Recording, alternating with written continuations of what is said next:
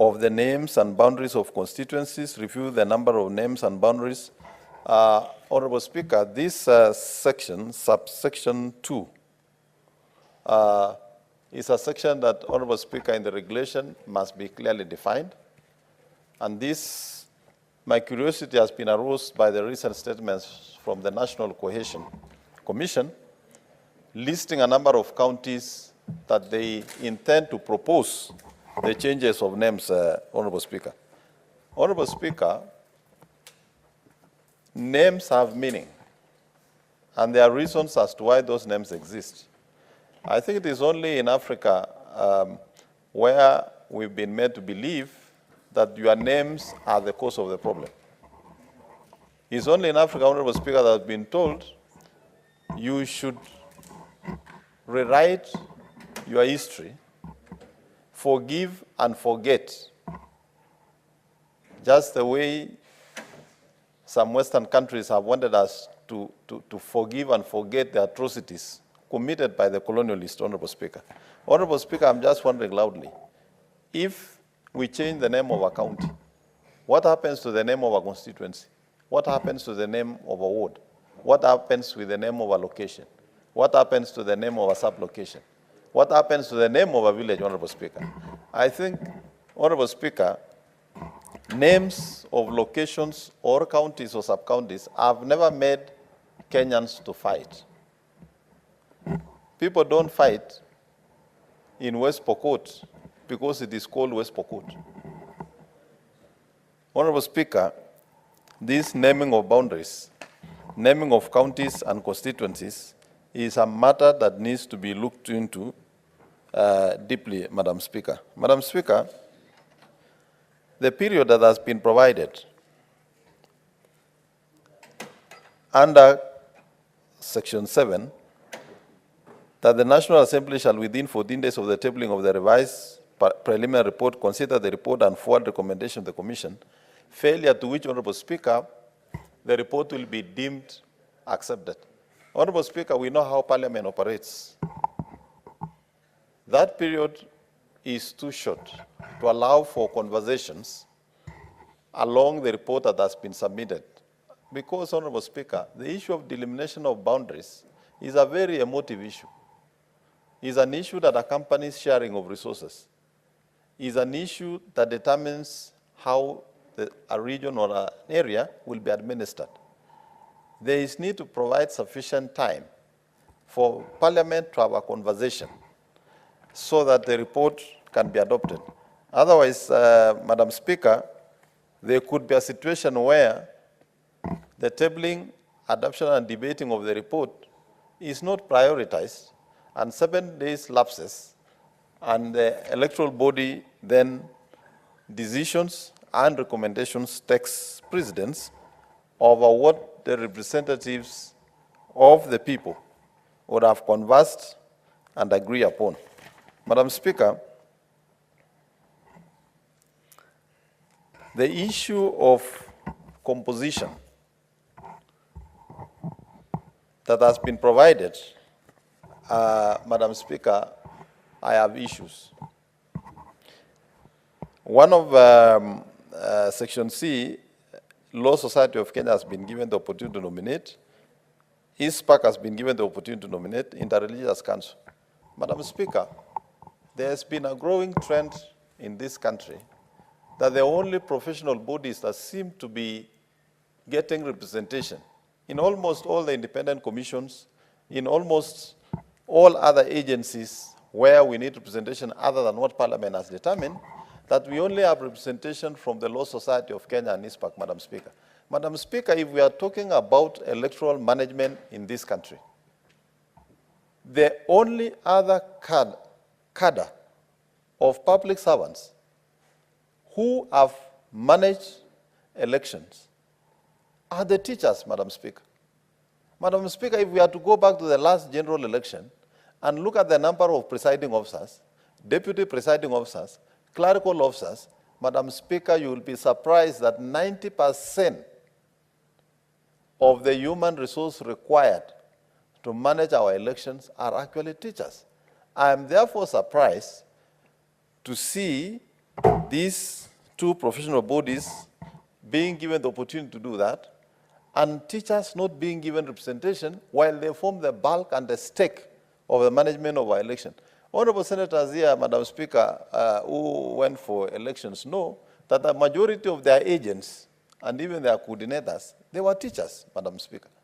Madam Speaker, I therefore propose, when time comes, that we need to look into this composition of professional bodies so that it is not only two professional bodies in this country that are left to be permanent members of all these independent commissions. Where there is need, Madam Speaker, I would propose that there be rotations in the various professional bodies that we have in this country so that all are given the opportunity, Madam Speaker, to contribute to their country. Madam Speaker, in this matter of composition also is the issue of qualification and experience, Madam Speaker. Madam Speaker, it would be extremely very important and necessary to ensure that the qualification and experience are clearly defined so that even as the various professional bodies and independent bodies are going to nominate through a competitive process their representation into the electoral body, Madam Speaker, we should have a bare minimum qualification and experience required because this is a very important exercise for the country, Madam Speaker, and we would like it handled in the most professional manner and in a manner that is going to allow this country to make progress. Madam Speaker, I've also looked at the fifth schedule, Madam Speaker. And Madam Speaker, in that fifth schedule, section 7.3, representation of the Commission may be made orally or in writing. Madam Speaker, this talks about public hearings. And in these public hearings, Madam Speaker, the electoral body will be required to organize public hearings in counties and sub-counties for members of the public to make their submission.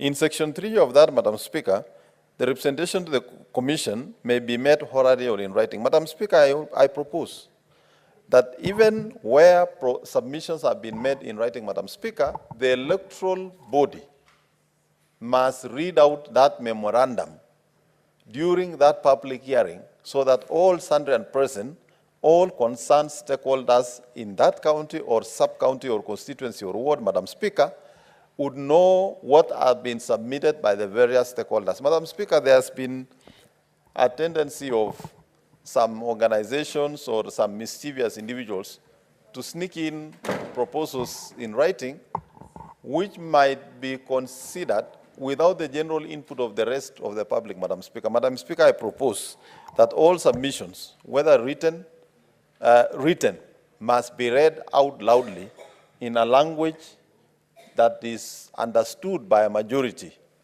of the citizens in that electoral area, Madam Speaker. This will give opportunity to the citizens to know the various submissions that have been made, and once the Commission retreats to make a decision, then members of public will know it is based on actually what was submitted by the various stakeholders, and the various considerations have been given, Madam Speaker. Madam Speaker, on section 9 of that schedule, it speaks about dissemination of maps, Madam Speaker. And Madam Speaker, it says the Commission shall prepare and publish maps in its website.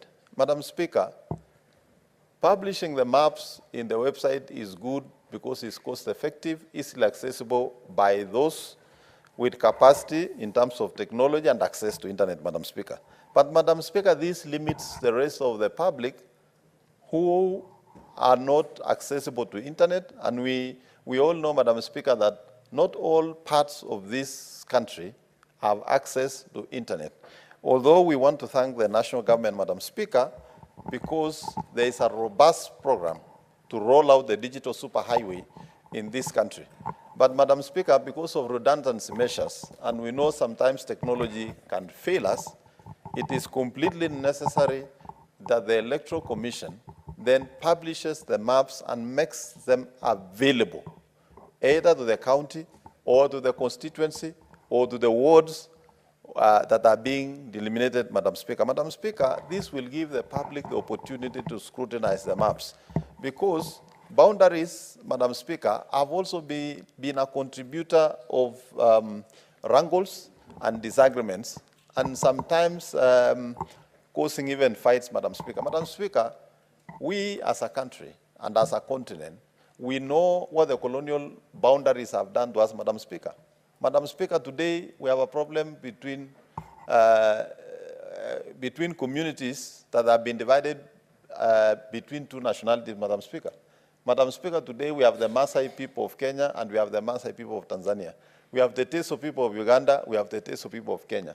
We have the Pokot of Kenya, we have the Pokot of Uganda, Madam Speaker. And Madam Speaker, you've seen how sometimes when movement of livestock for just purposes of grazing, which was a normal occurrence for us Africans to move around with our livestock and graze, has created a lot of security concerns and issues, leaving us with devastated relationship between countries and communities.